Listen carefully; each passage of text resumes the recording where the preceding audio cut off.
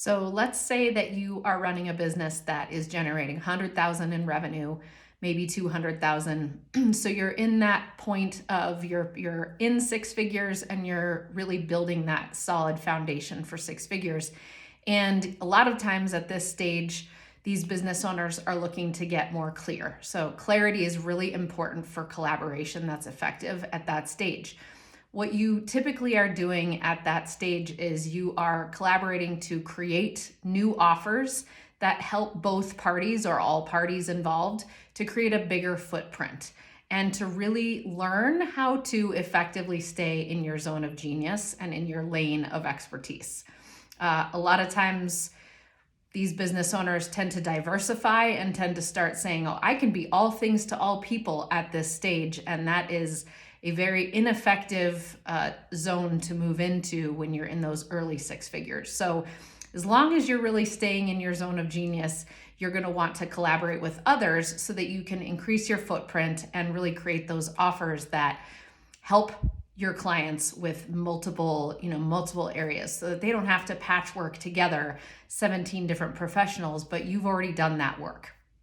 You can help them more effectively. A lot of times also at this stage, you might be looking to collaborate in order to cross promote with your fellow business owners.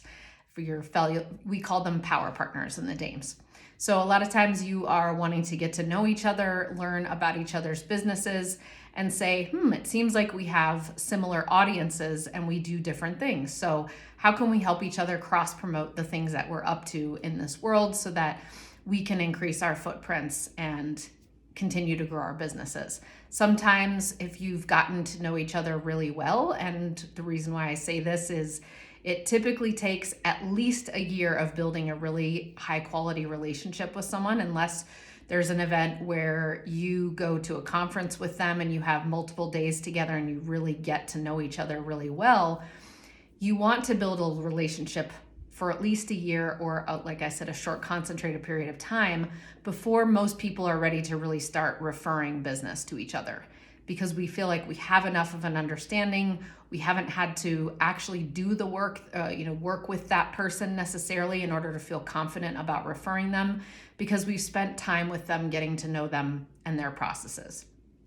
All right, now what about those who are at the 250K mark, getting into the mid six figures or upper six figures, up to about $1 million in revenue? What are they typically looking for? What should they be looking for in terms of collaboration opportunities?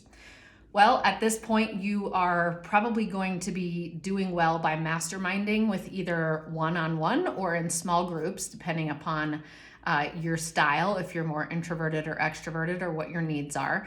But at this point, you're really identifying the areas where you're strong in business and the areas where you may not be so strong.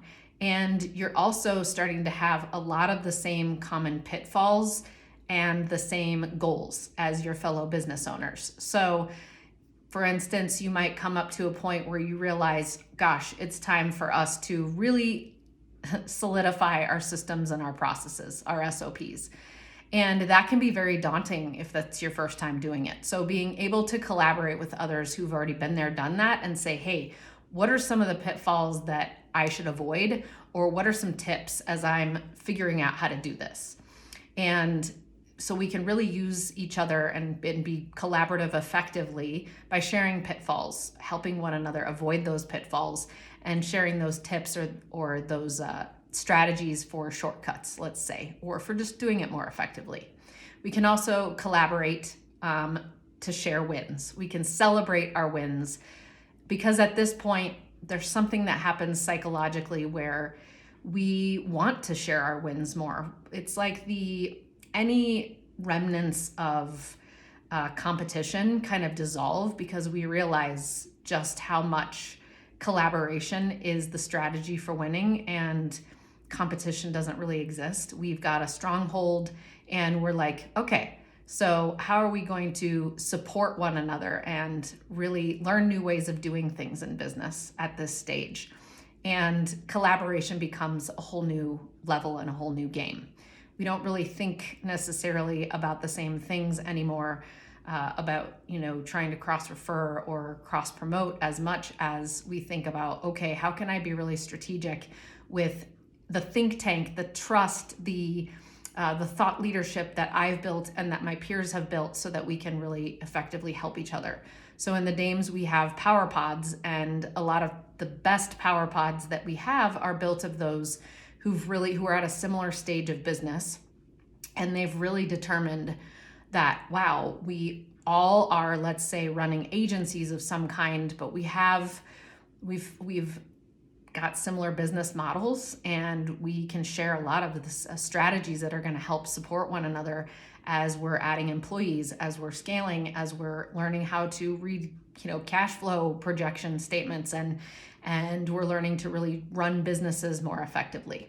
So those are a few of the differences of why you should collaborate differently at the different levels that you're in, and be part of a community or a network where you can actually be matched up with these people that are facing some of the same things you're facing at your stage of business.